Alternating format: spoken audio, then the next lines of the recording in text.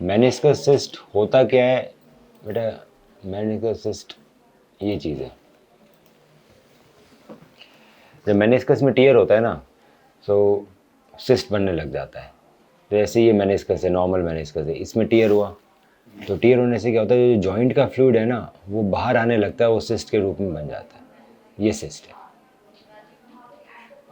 सो ये सिस्ट बोला जाता है। देखिए जैसे ये एमआरआई में दिखाया गया है, तो यहाँ से ये सिस्ट बन गया, ये जो मेनिस्कस टीयर हुआ और जो जॉइंट का फ्लूइड था वो बाहर आने लगा, तो बाहर हमें पॉकेट बन गई, सिस्ट बन गई। अब बहुत बड़ा सिस्ट होता है तो उसको निकालना पड़ता है, छोटे सिस्ट होते हैं तो निकालते नहीं है उसको। जब मेनिस्कस हम वापस स्टिच कर देते हैं ना तो पानी जाना बंद हो जाता है बाहर और सिस्ट अपने आप रीअब्जॉर्ब करने लगता है। सो मेनिस्कस सिस्ट के अंदर मेनिस्कस टीयर बड़े होते हैं तभी सिस्ट डेवलप हुए हैं, इसमें पीआरपी काम नहीं करता। सो पीआरपी आपके एसीएल पीसीएल को रिपेयर करेगा क्योंकि डैमेज कम है, आपके मिडिल मेनिस्कस को रिपेयर कर सकता है क्योंकि डैमेज कम है, और लिटिल मेनिस्कस पे उस पर असर कम पड़ेगा। पर क्योंकि ग्रेड 2 है और सिस्ट एंटीरियरली है तो हम ट्राई कर सकते हैं पीआरपी करके हील करने का, पर एग्जैक्टली कितना हील होगा वो बाद में मालूम पड़ेगा। लेटरल मेनिस्कस के लिए उसमें कई बार सर्जरी की ज़रूरत पड़ सकती है। ट्राई कर सकते हैं पीआरपी, रिजल्ट अच्छे आएंगे, पर आप अब फ्यूचर में भी कभी एमआरआई कराओगे तो सिस्ट नज़र आ सकते हैं। प्रॉब्लम नहीं करेगा बाद में? सिस्ट प्रॉब्लम नहीं करता, सिस्ट को नहीं निकालते, मेनिस्कस टीयर प्रॉब्लम कर सकता है, सिस्ट प्रॉब्लम नहीं करेगा। सिस्ट तो मेनिस्कस टीयर से डेवलप हुआ है, सिस्ट का कोई दिक्कत नहीं होती, सिस्ट से कोई लेना देना नहीं। सिस्ट छोटा है, मेनिस्कस टीयर की वजह से सिस्ट हुआ है, मेनिस्कस टीयर ही ठीक होगा हमेशा, सिस्ट को कोई ठीक नहीं करेगा। सिस्ट अपना आप ही रिजॉल्व हो जाएगा जब मेनिस्कस टीयर ही हो जाएगा, तो पानी जाना बंद जाएगा तो सिस्ट बंद हो जाएगा ना। सिस्ट को निकालने के लिए बाहर बड़ा चीरा लगाना पड़ता है, सिस्ट ढूंढ के निकालो वापस आता है, वो जो कॉज है उसका मेनिस्कस टीयर, उसको ठीक करना चाहिए, सिस्ट अपना आप रिजॉल्व होते हैं, सिस्ट कोई प्रॉब्लम देते नहीं है। ये बात है बेटा। अगर इंश्योरेंस है, आपको है इंश्योरेंस है। अब पीआरपी का ये है कि पीआरपी इंश्योरेंस में कवर नहीं होती और सर्जरी इंश्योरेंस में कवर होती है, तो सर्जरी करेंगे तो फिर हम मेनिस्कस रिपेयर की सर्जरी करेंगे, सिस्ट नहीं निकालेंगे। सिस्ट निकलवाना नहीं चाहिए बेटा, सिस्ट जब तक बहुत बड़ा नहीं होता ना तब तक नहीं निकालना चाहिए, उसको निकालने के लिए बड़ा चीरा लगाना पड़ता है और रिकवरी डिले करता है। दोबारा सिस्ट आ जाएगा तो स्कार के साथ आएगा, अभी तो बिना स्कार के है ना, अभी स्कार तो नहीं है सिस्ट के ऊपर, मैं निकालने के लिए चीरा लगाऊंगा, कल को वापस सिस्ट आए तो स्कार के साथ आएगा, वो और ख़राब लगेगा। तो इसे छोटे मोटे सिस्ट को अपना आप रीअब्जॉर्ब होने देते हैं। रीअब्जॉर्ब तब होता है जब मेनिस्कस टीयर हिल जाता है, तो उसके लिए रिपेयर करना पड़ता है सर्जिकली। तो इसके अंदर अब कंडीशन ऐसी है कि अगर आप, ये टीयर है देखो, देख लो बेटा, तो ये टीयर रहता है तो यहाँ का पानी बाहर निकल के सिस्ट बनाता रहता है, तो रिपेयर के अंदर इसको सिल दिया जाता है। रिपेयर में एक बार सिल देंगे तो टीयर बंद हो गया, टीयर बंद हो गया तो मेनिस्कस सिस्ट भी खत्म हो जाएगा, रीअब्जॉर्ब हो जाएगा। अब मेनिस्कस सिस्ट को भी निकालने जाएगा डॉक्टर तो यहाँ कट लगाएगा, कट लगाएगा तो स्कार बन जाएगा, और कोई मतलब नहीं, अपना आप ही रिजॉल्व होने वाला है। मेन कॉज तो यही है ना, तो ये कॉज, हाँ जड़ ये हटाएंगे तो अपना बॉडी पानी इकट्ठा नहीं, पानी इकट्ठा इसलिए हो रहा है क्योंकि लगातार जा रहा है, वो जैसे ही जाना बंद करेगा रिजॉल्व हो जाएगा। तो सिस्ट की चिंता मत करो। जो टीयर है डेफिनेटली ये पीआरपी से बड़ा टीयर हील होने में प्रॉब्लम आती है।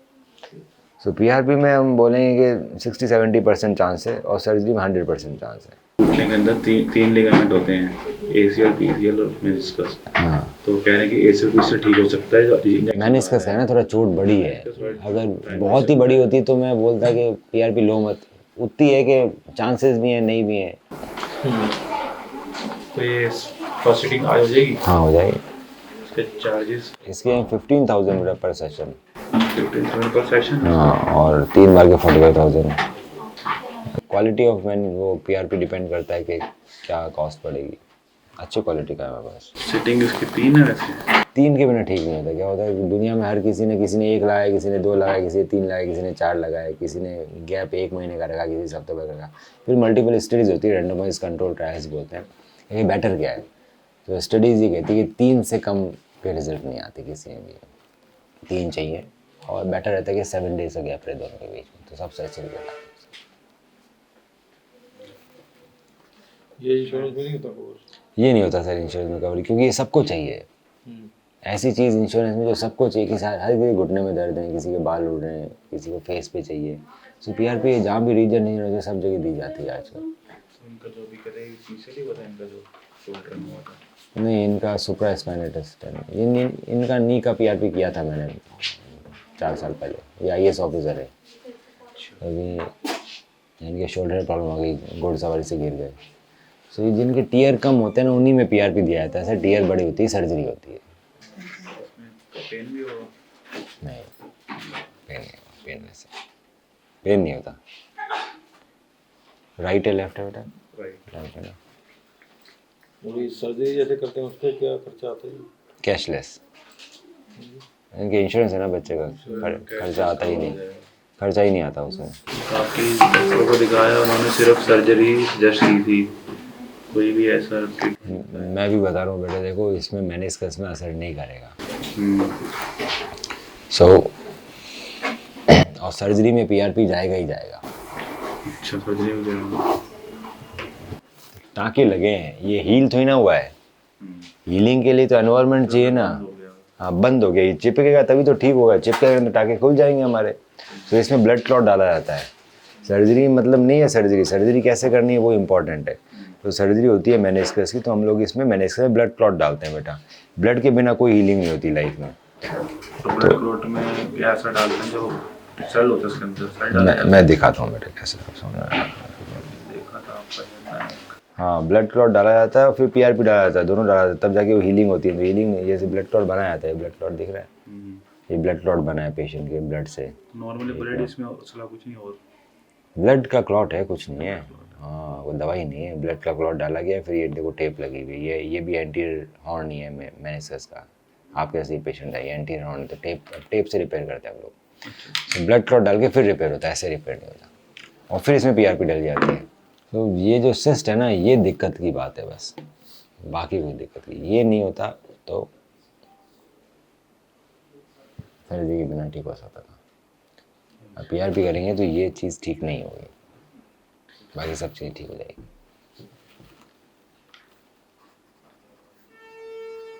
तो अगर हम ये PRP ट्रीटमेंट ना करें, सर्जरी ही करवाएं तो 100% इलाज है। अच्छा। हाँ, मतलब सब मैं इसमें PRP में 70% बोल रहा हूँ, मतलब 100 में से 70 लोग ही ठीक होंगे, 30 लोगों को सर्जरी करानी पड़ेगी। हो सकता 60 ही हूँ, सर्जरी में तो 100% ठीक हो जाएंगे ना। ठीक ही कर दूँगा मैंने इसको PRP भी डालूंगा, सब कुछ हो जाएगा उसमें।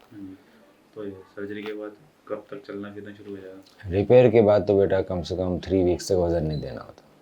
3 वीक्स तक नहीं, उसके बाद रिहेबिलिटेशन चालू होगा। तक नहीं जाना होता? नहीं, जा सकते हो ना, वॉकर से जाना है, पाँव जमीन पे नहीं रखना, वॉकर से जाना है।